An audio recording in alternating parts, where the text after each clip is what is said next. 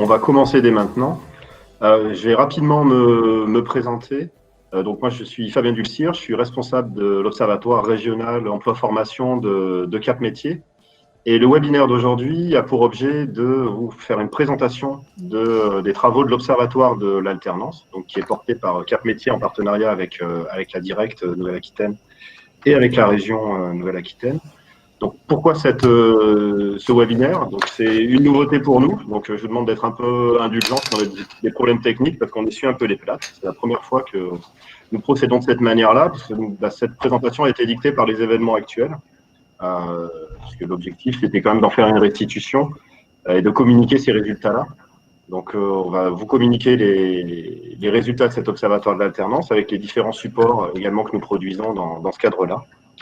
C'était aussi l'occasion de pouvoir valoriser le partenariat qui existe avec la Directe, en particulier sur la fourniture de données, mais également sur la réflexion sur ce dispositif-là en région. Je ne vais pas faire très long en termes de présentation.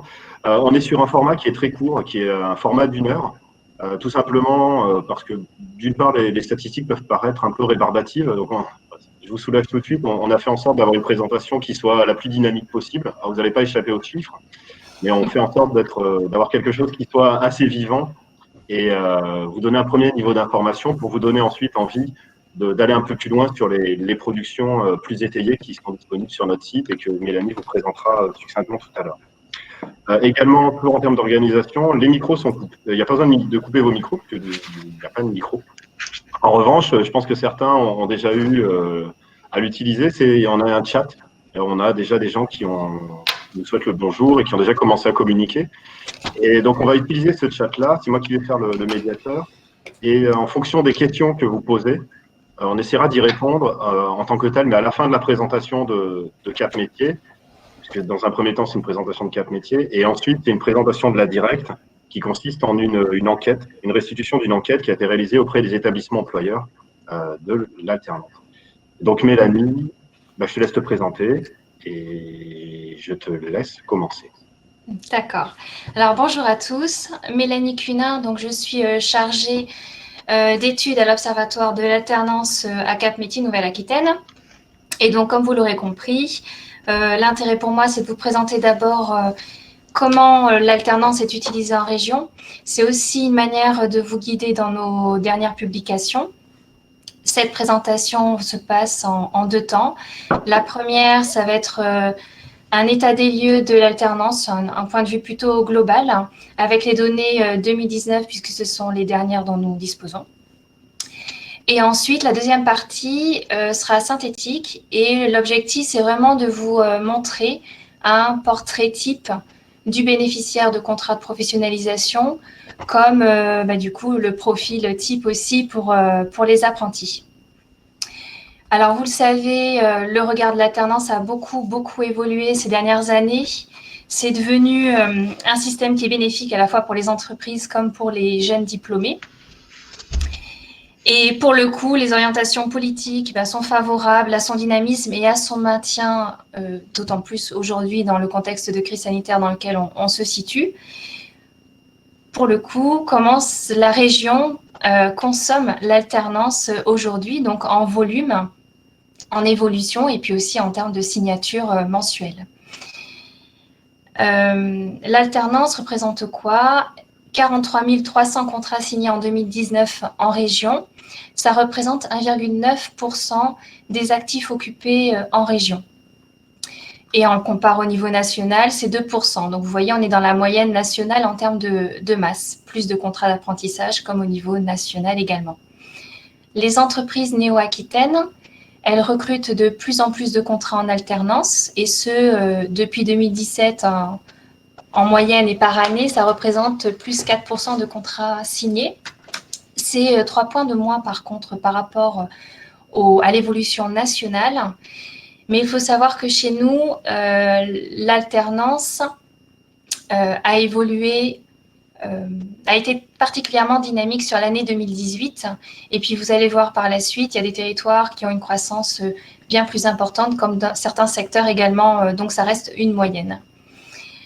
Donc, le bilan, effectivement, on a des orientations qui sont à la faveur de l'alternance.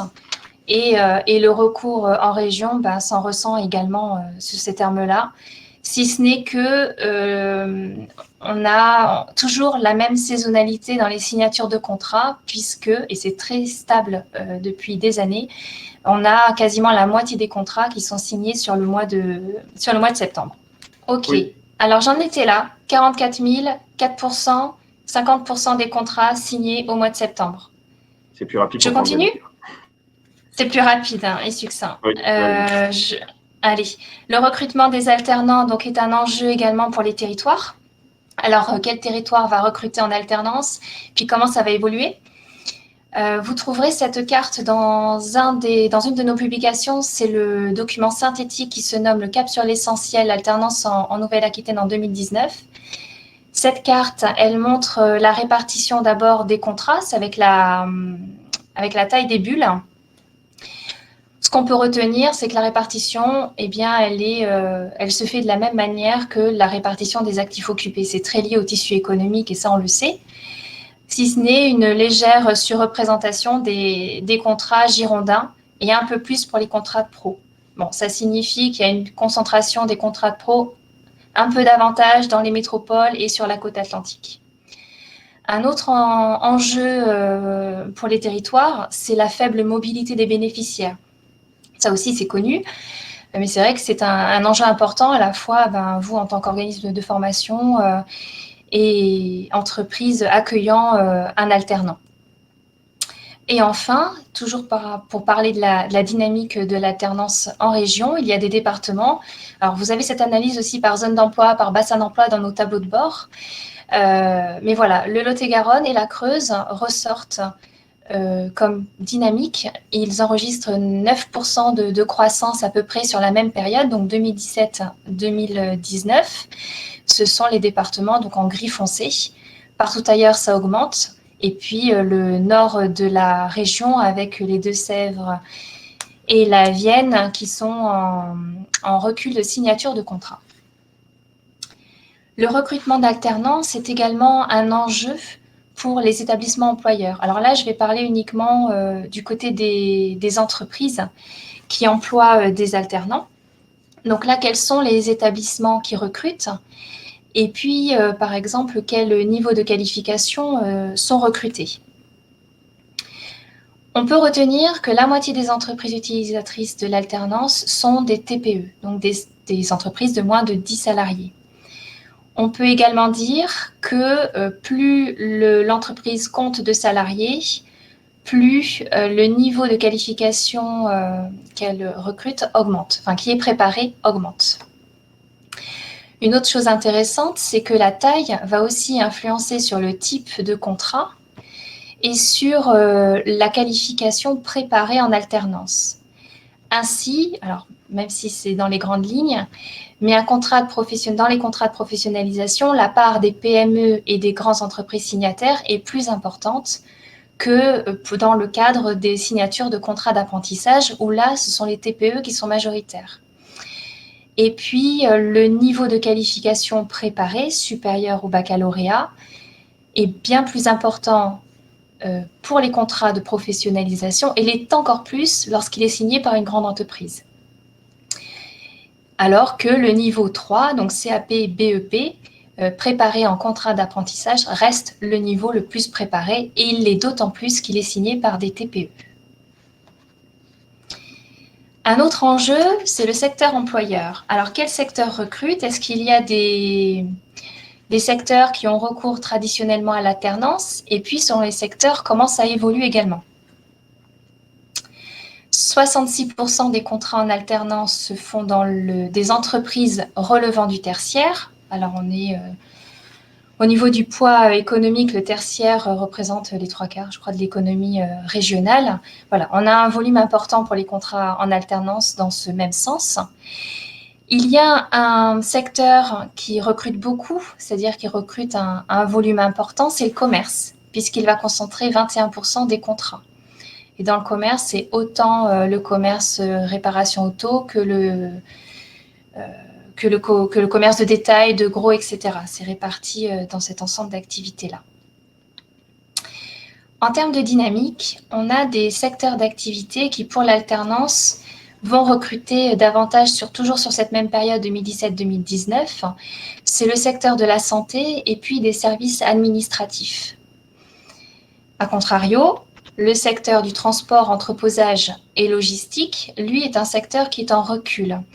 Ça s'explique par le recul de l'activité poste et courrier, et ce d'autant plus pour les contrats de professionnalisation. Voilà, donc c'est vrai que le recrutement en alternance, il dépend à la fois de la santé économique d'un secteur, de son besoin, mais aussi de son recours, de l'habitude à y recourir. Et puis, il y a aussi des freins. Donc ça, on pourra en parler après, mais voilà, les freins, par exemple, pour des métiers réglementés, comme dans le transport, l'obtention d'un permis ou des horaires décalés, par exemple, dans la sécurité, ça peut poser des difficultés dans la mise en place de l'alternance. Je reste toujours sur la problématique des secteurs. Est-ce que certains secteurs préfèrent un certain type de contrat plutôt qu'un autre?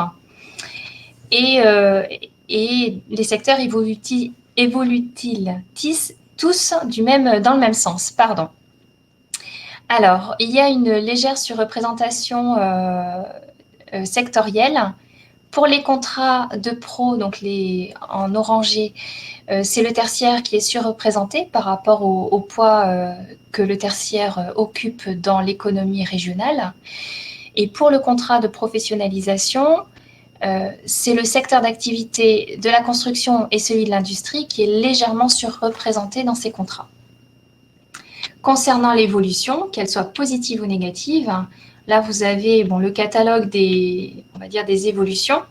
On peut retenir par exemple que pour le contrat de professionnalisation, le secteur de l'hébergement-restauration a augmenté ses signatures de l'ordre de 11% sur cette période, alors que concernant le contrat d'apprentissage, il en recrute de moins en moins. Je termine cette première partie avec cette fiche synthétique que vous retrouverez sur le cap sur l'essentiel, donc le fameux document synthétique de 12 pages.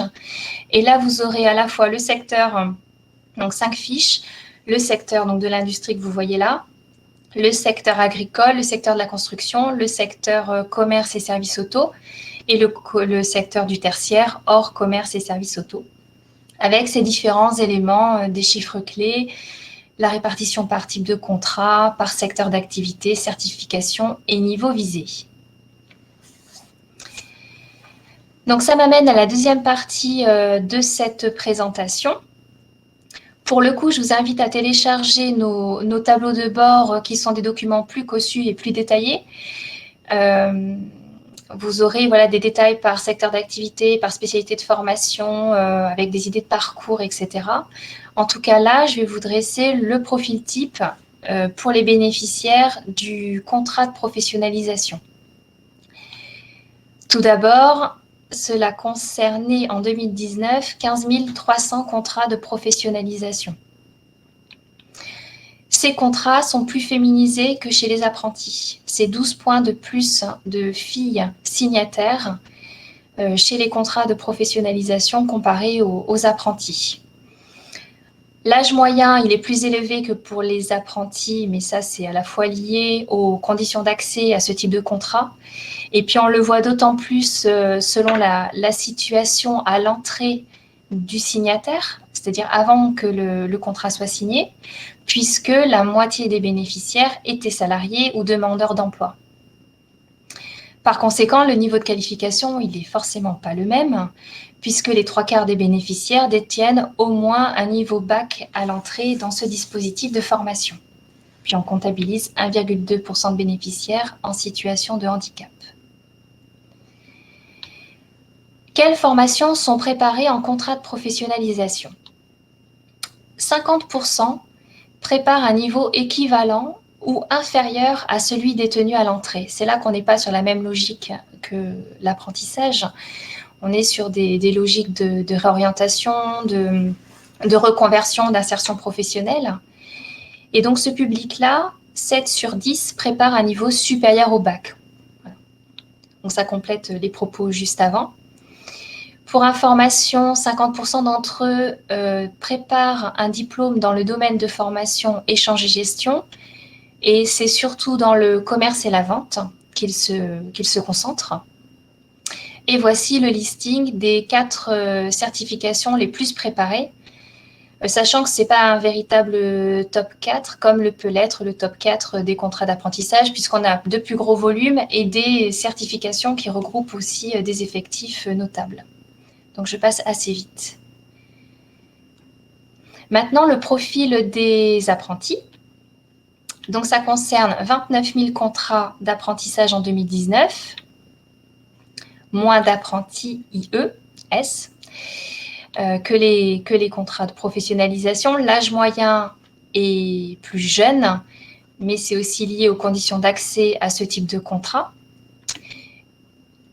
Voilà, comme nous le confirme la situation à l'entrée, puisque 6 contrats sur 10 font suite à un parcours en voie scolaire ou étudiant. Donc, on est dans une logique de parcours, de poursuite d'études. Et pour le coup, la moitié des apprentis détient un niveau inférieur au bac à l'entrée de ce dispositif. 2% en situation de handicap.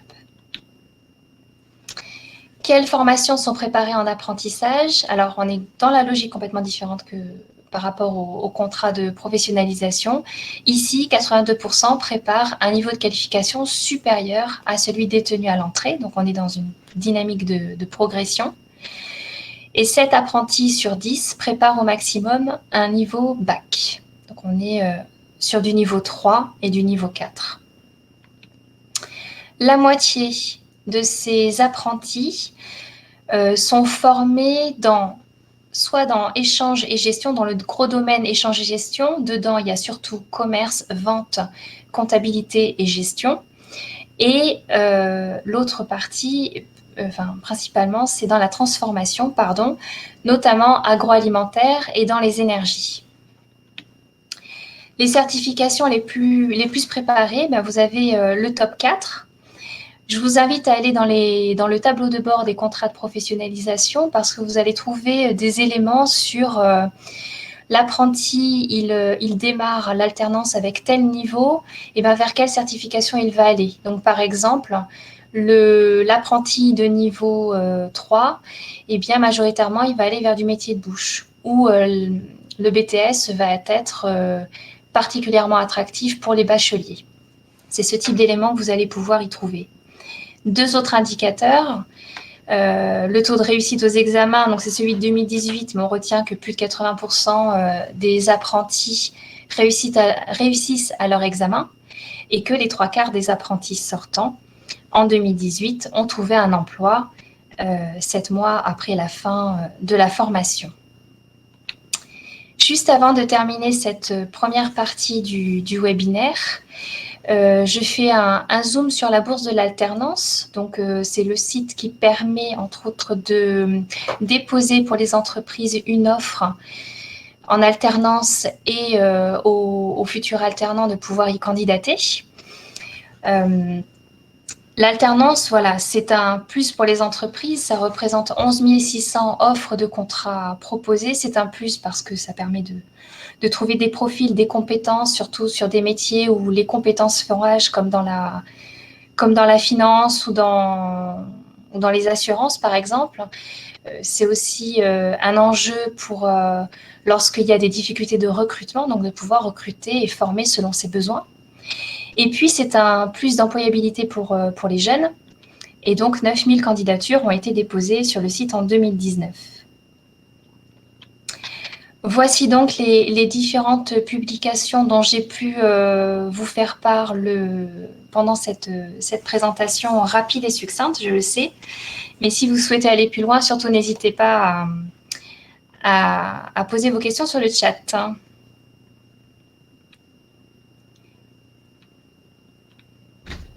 Alors, la première question, merci Mélanie déjà. Donc, avant de passer à la deuxième partie de la directe, donc la première question à laquelle je peux répondre très rapidement, c'est pouvons-nous avoir le diaporama, s'il vous plaît? Oui, vous pourrez avoir le diaporama. On vous le diffusera à la suite de la présentation. Ensuite, on a une autre question, c'est comment justifiez-vous l'essor de certains départements et le recul d'autres, comme la Vienne et les Deux-Sèvres, pour le nombre de contrats signés? C'est pas évident parce que c'est un indicateur qui est assez volatile selon les années. Ce qui est intéressant, c'est plutôt d'aller au niveau des zones d'emploi ou des bassins d'emploi et de voir comment ça se passe. Pour le coup, le niveau d'analyse à l'échelle des secteurs d'activité est intéressant, mais il faut aller plus loin.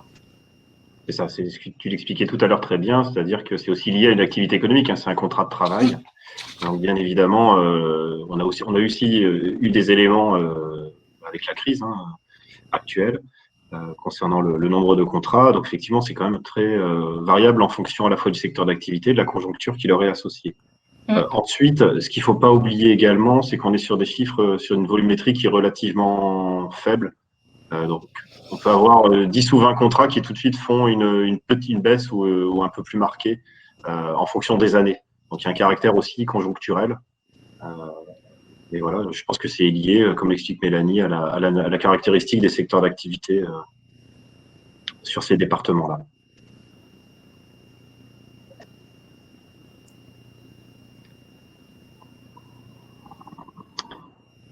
Donc, il n'y a plus d'autres questions.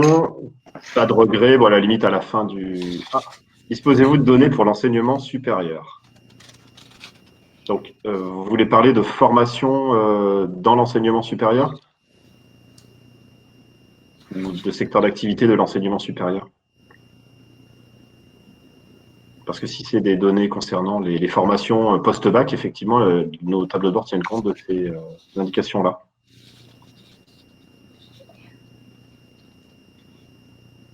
Avec le nombre de contrats. Donc, c'est là qu'on va voir avec Laurie. On a une collègue qui est en back-office et qui dispose de la base de données permettant de pouvoir répondre.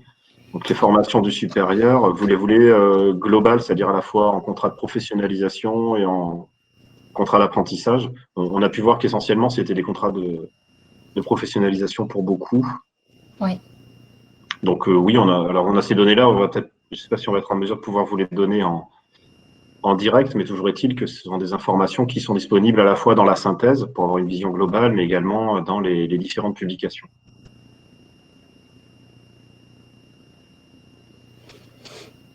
Non, je n'ai pas les infos.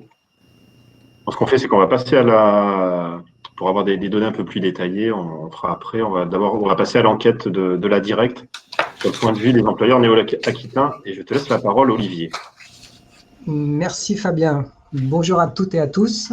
J'espère que vous m'entendez bien. Voilà, donc je suis très heureux de vous présenter les résultats d'une enquête qu'on a menée cet été, enfin ce printemps et cet été.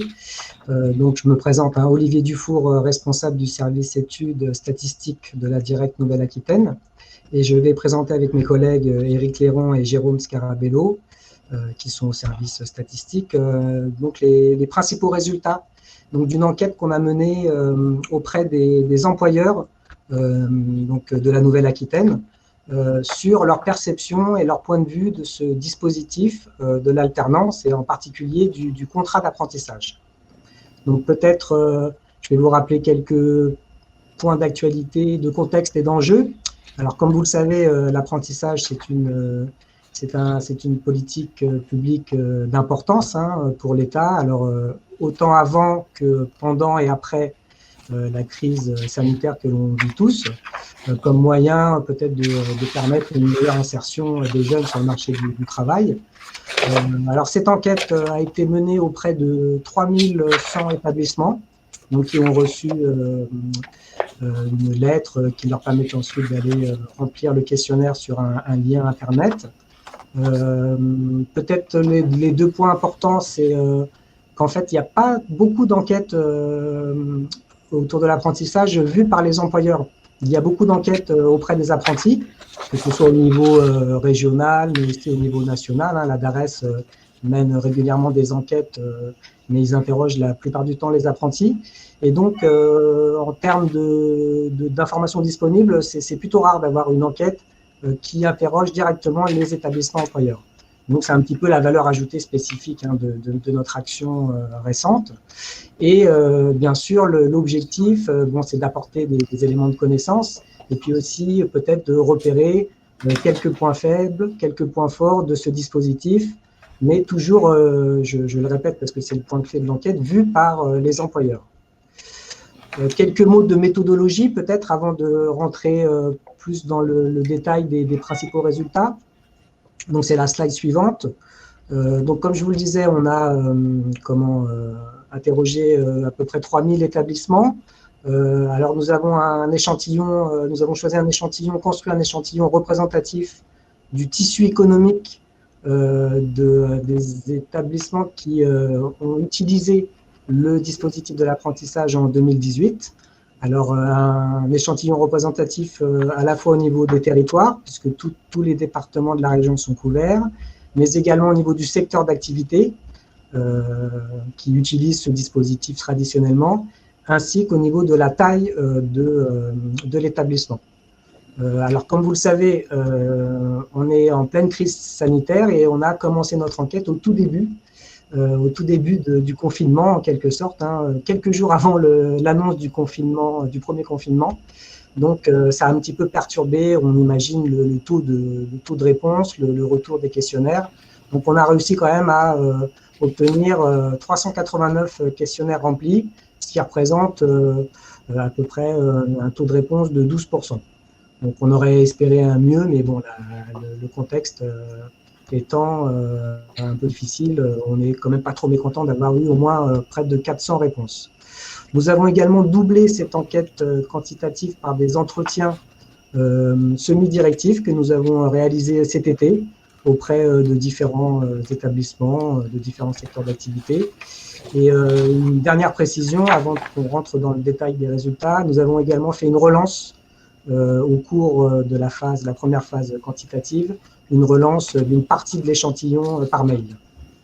Voilà, je vais laisser la parole désormais à Éric Clairon, qui va nous présenter les premiers résultats. Oui, merci Olivier. Je vais donc présenter les premiers résultats de l'enquête et je passerai ensuite la parole à mon collègue Jérôme Scarabello qui vous présentera à la fin. On va suivre la présentation, va suivre l'ordre du questionnaire qu'on a envoyé aux établissements, comme vous l'a indiqué Monsieur Dufour auparavant. Dans un premier temps, on les a interrogés sur leur connaissance de la ou des réformes, notamment la réforme du 5 septembre 2018, avec notamment la création des OPCO, et puis des différentes évolutions qu'il y a eu depuis, comme l'évolution sur l'âge limite de l'apprenti, ce genre de choses. Globalement, on avait 2 tiers des répondants qui nous ont indiqué avoir entendu parler de cette réforme et on a observé des différences de connaissances suivant la taille des établissements. Ainsi, les gros établissements, ici ce qu'on appelle gros établissements, c'est plus de 500 salariés. La quasi-totalité des gros établissements qui nous ont répondu nous ont indiqué être informés de ces différentes évolutions et réformes de l'apprentissage, alors que pour les tout petits établissements, les moins de 10, c'est moins de 6 sur 10 qui étaient informés de ces évolutions. En ce qui concerne, je vais essayer aussi, durant l'intervention, d'illustrer un peu le propos, les chiffres, par quelques verbatims tirés des entretiens que nous avons réalisés à l'issue de l'enquête, comme vous l'a présenté M. Dufour précédemment. Ainsi, 3 répondants sur 4, les 3/4 des répondants nous ont indiqué que les modifications de l'âge limite d'apprenti, avoir connaissance de cette modification de l'âge limite d'apprenti et ainsi que de nouvelles aides. Ceci dit, sur l'âge limite d'apprenti, dans les verbatims, notamment dans les entretiens, on nous a plutôt indiqué que cet âge limite, finalement, ils auraient préféré avoir des plus jeunes plutôt que cet âge entre 26 et 30. Notamment, certains nous ont dit que ce n'était pas très intéressant parce qu'il fallait les payer plus cher. Comme dit plus haut, cette méconnaissance des réformes et cette évolution de l'âge est moins connue pour les petits établissements. Et en ce qui concerne l'impact de cette évolution sur l'utilisation de l'apprentissage par les établissements, la moitié des répondants nous ont dit que les règles actuelles semblent les mêmes qu'avant. Ce qui est ressorti d'entretien, c'est les mêmes règles qu'auparavant, les mêmes règles qu'avant, ça ne change rien. C'est seulement pour un répondant sur 5 environ que ces nouvelles règles sont apparues plus contraignantes.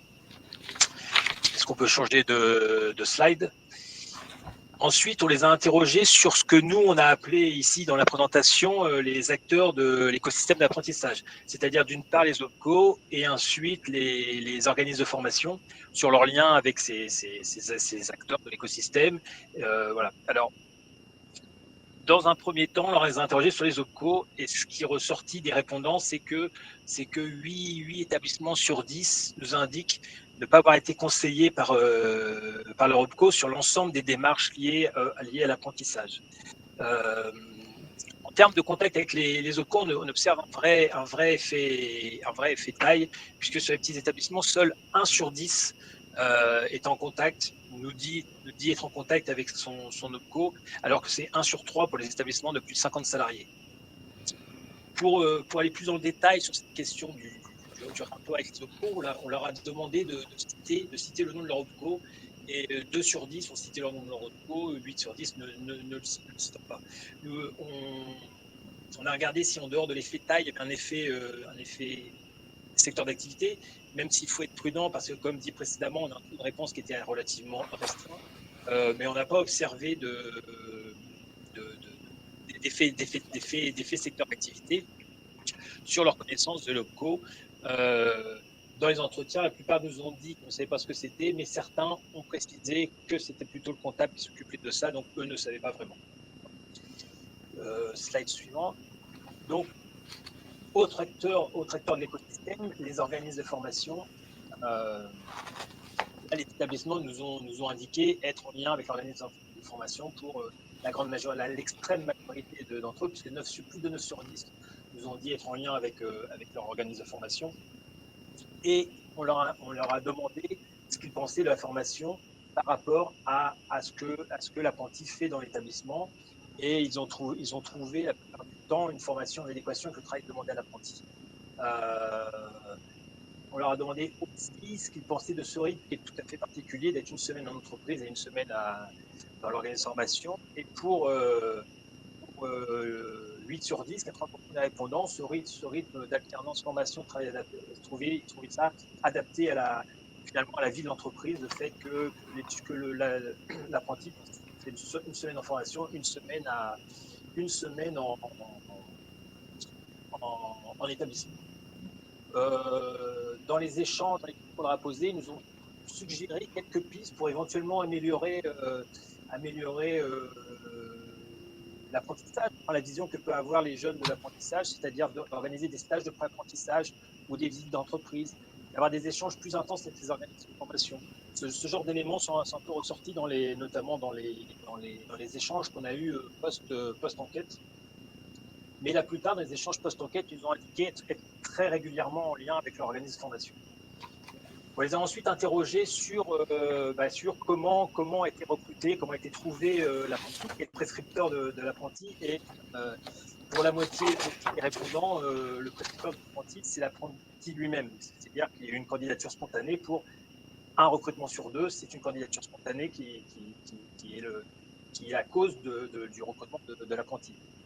Pour un peu plus d'un tiers des établissements, il y a aussi une démarche personnelle et enfin pour un peu plus d'un quart, c'est l'organisme de formation qui a apporté l'apprenti.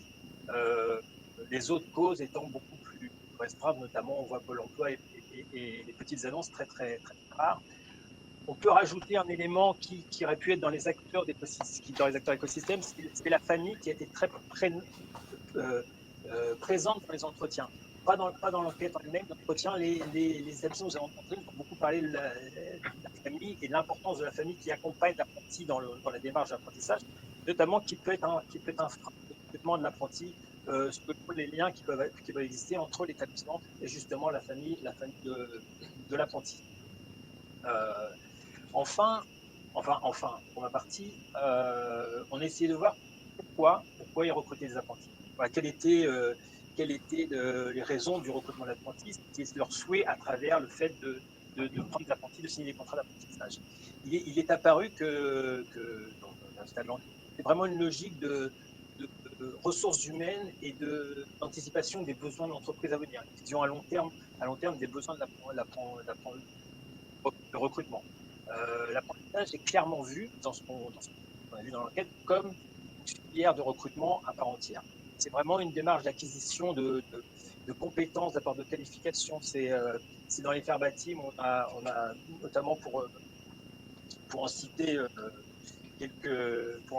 un, si je le retrouve, si pas, on va faire ça, qui nous ont clairement dit qu'ils avaient pris un apprenti pour remplacer le maître d'apprentissage qui est parti à la retraite. C'est vraiment une transmission, une transmission de connaissances pour continuer finalement l'activité de l'établissement.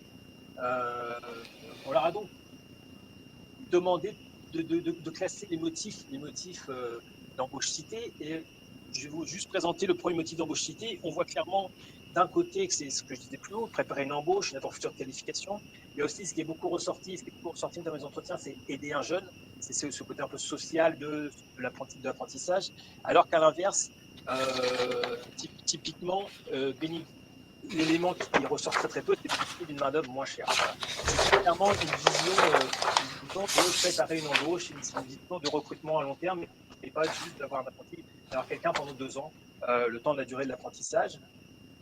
On leur a demandé du coup ce qu'ils attendaient de l'apprenti, quelles étaient les compétences attendues chez l'apprenti, qu'est-ce qui faisait qu'ils allaient recruter un apprenti. Et les 2 principales raisons qui sont ressorties, c'est de trouver des individus, des personnes, des jeunes motivés et désireux d'apprendre. C'est vraiment ce qui est ressorti et dans l'enquête et dans les entretiens que nous avons pu faire par la suite. Je vais maintenant passer la parole à M. Scarabello pour la fin de la présentation de l'enquête.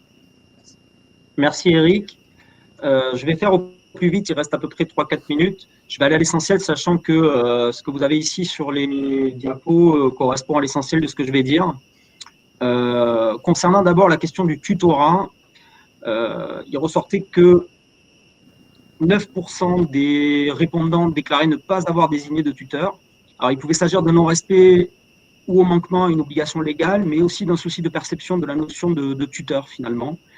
Parmi ceux qui ont finalement désigné un tuteur, c'est-à-dire 91% d'entre eux, 6 sur 10 ont désigné un seul tuteur, et le quart d'entre eux encadraient plus de 2 apprentis. 37 apprentis seulement avaient 2 tuteurs désignés. La notion de tutorat est comprise comme une notion de volontariat pour la plupart des tuteurs, et la quotité de temps de travail est en général d'un mi-temps. L'accompagnement est vu principalement, je n'entrerai pas dans le détail, vous avez le graphe ici, comme la présentation des tâches à accomplir avant tout, et l'appréciation du travail, un petit peu moins pour la présentation des règles internes. 2/3 des tuteurs ne bénéficient pas de contrepartie ou d'avantages, en particulier dans le petit commerce de détail. Si on rentre dans le détail de l'enquête, malgré le peu de répondants, il s'agissait sur cette question-là surtout des pharmacies, boucheries, charcuteries, le petit commerce de détail. Pour le tiers restant, c'est-à-dire pour le tiers de tuteurs qui bénéficient d'une contrepartie, il s'agit principalement d'un tremplin vers de nouvelles responsabilités, éventuellement d'un temps de travail adapté, de récup d'heures, et très peu pour les tuteurs d'avantages pécuniaires, primes spécifiques ou heures sup. On le voit dans le graphe, ça fait partie des faibles taux de réponse. Concernant l'obstacle au tutorat, le principal obstacle, c'est le temps à dégager pour rendre le tuteur disponible. Mais ce qu'il faut retenir avant tout, c'est surtout qu'il n'y avait quasiment pas d'obstacle pour la mise en place du tutorat, puisque seulement un quart des établissements ont rencontré des problèmes liés au tutorat. Je passe maintenant effectivement sur la diapo rupture. Alors le cas des ruptures, on l'a évoqué à travers le questionnaire sur donc l'année 2018, je le répète. 31% des contrats avaient été rompus avant leur terme, pour 80% d'entre eux d'un commun accord, et pour 1 sur 5 dans les 2 premiers mois. Les ruptures étaient plus fréquentes pour les grands établissements, plus de 500 salariés, mais ça peut s'expliquer aussi par un nombre de salariés apprentis plus élevé. Et puis l'industrie est globalement plus impactée par le cas des ruptures, c'est ce qu'on retrouve également dans des études de type national. Le taux de rupture diminue lorsque le niveau de diplôme préparé augmente, plus l'apprenti est jeune et plus ce taux est également élevé. C'est lié à ce que je viens de dire précédemment. On peut même le mesurer à travers l'enquête qu'on a réalisée par rapport aux répondants, 2 fois plus de taux de rupture pour les moins de 18 ans que pour les apprentis de 19 à 29 ans. Donc on peut dire clairement que ce phénomène témoigne d'un processus de tâtonnement, ce qu'on en a conclu, lié à la découverte du marché du travail par des jeunes qui sortent de la scolarité sans expérience pro et donc qui ont un taux de rupture plus élevé. Et puis sur la dernière diapo, vous allez voir ici, il s'agit de questions autour de l'après, sur le recrutement à l'issue de la phase d'apprentissage. Comme le disait Éric Clairon, l'apprentissage est bien perçu comme une filière. Et effectivement, la moitié des participants à l'enquête ont envisagé de proposer des missions courtes à l'issue du contrat et dans la même proportion de proposer aux apprentis un autre contrat d'apprentissage. Alors cela est d'autant plus vrai dans les grands établissements et en particulier dans le commerce, 2 tiers d'entre eux, par rapport aux 50% que j'évoquais précédemment, et pour les premiers niveaux de qualification. Et enfin, je vais simplement revenir sur une citation. La phrase qui est ici sur la diapo est issue d'un entretien. L'apprenti, au cours de sa dernière année de contrat, est à même d'effectuer les mêmes tâches qu'un autre salarié. Donc, on voit bien que l'apprentissage est perçu avant tout comme intégrateur ou accélérateur d'insertion. C'est une idée plutôt positive. Parmi ceux qui ne recrutent pas d'apprentis, alors au moment de la passation de l'enquête, c'est-à-dire comme l'a indiqué Olivier, c'était au mois de mars-avril, la raison principale tenait à des difficultés d'activité conjoncturelle, c'est peut-être d'autant plus vrai aujourd'hui, et à un manque de visibilité à court terme. En revanche, les difficultés relationnelles paraissaient secondaires. Et Olivier, je te laisse la parole pour une conclusion.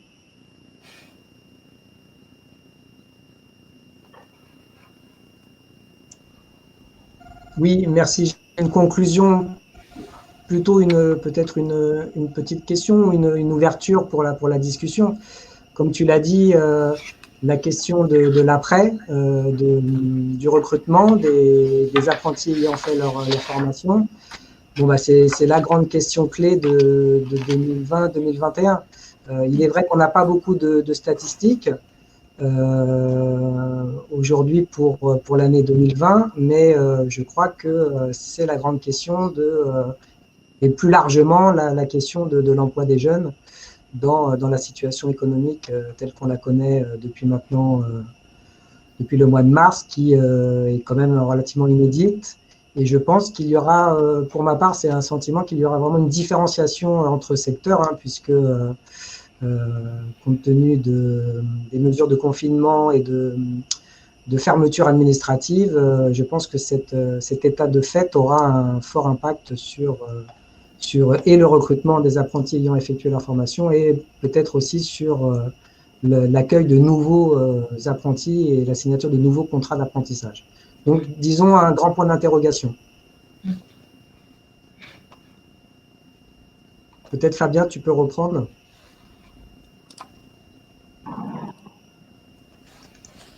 Si, c'est bon. Bah, écoutez, voilà, il n'y a pas eu plus de questions dans le chat que sur cette présentation-là. Peut-être aussi laisser le temps aux participants de digérer les informations. Moi, j'ai répondu sur les niveaux supérieurs. Alors, je me suis concentré sur les niveaux 1 et 2, où on voit effectivement qu'on a quasiment une parité entre contrat d'apprentissage et contrat de pro. C'est-à-dire 4900 d'un côté, quasiment 4800 de l'autre. Alors forcément, en proportion, ça fait moins parce que vous avez vu qu'il y avait beaucoup plus de contrats d'apprentissage. Peut-être au niveau licence pro, pour vous donner des éléments sur le niveau 3, on a 4800 contrats d'apprentissage qui ont été signés et on en a 2700 en contrat de professionnalisation. Et là aussi, on a des différences sectorielles. C'est très bien qu'on avait les secteurs de la banque, par exemple, qui utilisent fortement les contrats de professionnalisation suite à un BTS pour des licences professionnelles. Et effectivement, je confirme, les chiffres en 2020 sur les niveaux supérieurs sont beaucoup plus importants. Alors, sachez qu'on est en train de travailler à la demande de la DGEFP d'ailleurs sur les contrats orphelins, c'est-à-dire des étudiants qui sont entrés dans un cursus d'apprentissage là uniquement et qui ne trouvent pas d'employeur pour l'instant. Donc, et là, on a 2500 jeunes, enfin ou pas jeunes, enfin, en tout cas 2500 apprenants, apprentis, qui sont sans solution de contrat, dont 2200 qui résident en Nouvelle-Aquitaine. Et pour 70% d'entre eux, issus d'une formation supérieure au bac. Voilà, donc effectivement, on a plus de jeunes qui se sont inscrits sur ces formations d'apprentis. Seulement, le problème, c'est qu'ils ne rencontrent pas d'employeurs en face. Donc, c'est une difficulté, en particulier dans le domaine du commerce. Donc, c'est peut-être lié très certainement même lié à la libéralisation de l'apprentissage. Voilà, donc c'est vrai que c'est assez préoccupant. C'est de toute façon en lien avec l'activité économique. Donc forcément, c'est un contrat de travail, donc il y a un recours qui est moins important, forcément, parce que les employeurs ont moins de visibilité. Moi, s'il n'y a pas d'autres questions, Mélanie, tu as quelque chose à rajouter peut-être? Juste à rajouter que le document donc, sera téléchargeable à l'emplacement où vous avez été pour vous inscrire. En fait, juste après le webinaire, je vais le déposer et donc vous n'aurez plus qu'à le télécharger. Voilà. Écoutez, moi je suis très heureux d'avoir pu partager ces éléments-là avec vous, qui a eu en plus le partenariat avec la Direct, qui est c'est plus qu'un partenaire pour le coup. Mais voilà, donc je suis très heureux de ça. Je vous remercie. Si vous avez plus d'autres questions, je vous souhaite de bonnes fêtes, de bonnes fins d'année. Et au revoir. Au revoir à tous. Merci. Merci, au revoir.